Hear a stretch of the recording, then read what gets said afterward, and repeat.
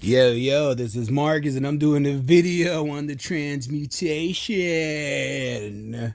Let's see what she's talking about.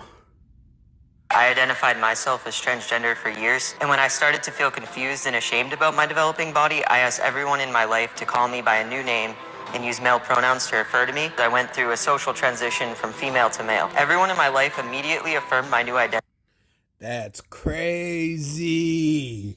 I have a friend who went to prison.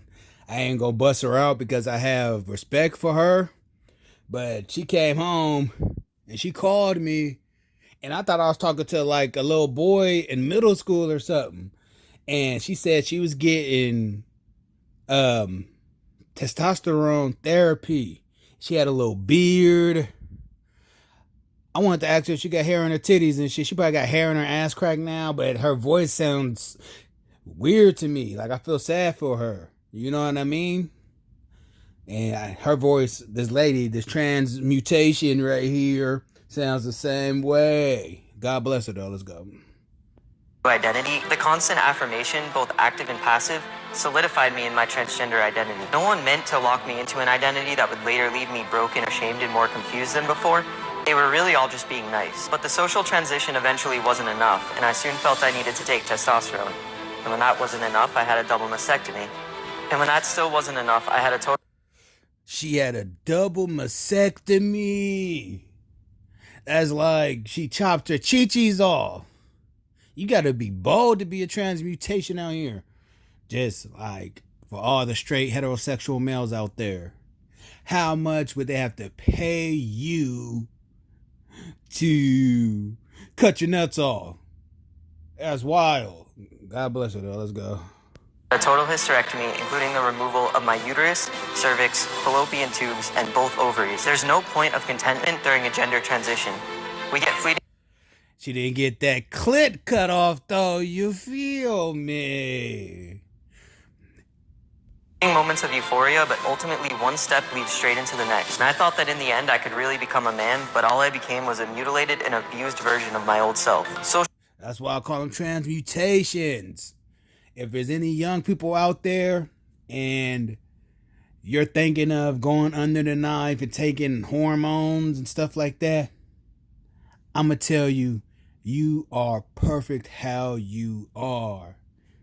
I feel bad for society making people feel like they have to do this, or whatever happens to them.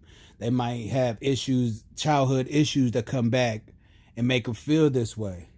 But I'm here to tell y'all, you are perfect how you are. You could be gay. You could even dress like the opposite sex. That's just style.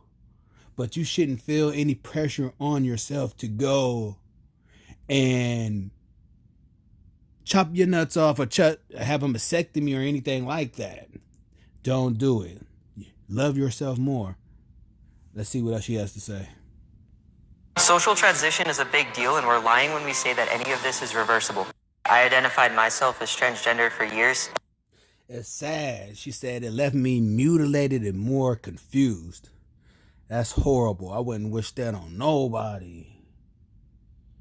You know, she still looked like a girl. I thought, my partner, when I seen her, she had a beard. Her face looked weird, kind of like Freddy Krueger, kind of. You know how his faces look? It has that look to it, but just imagine skin over Freddy Krueger, but it still has like the same design. That's how she kind of looked.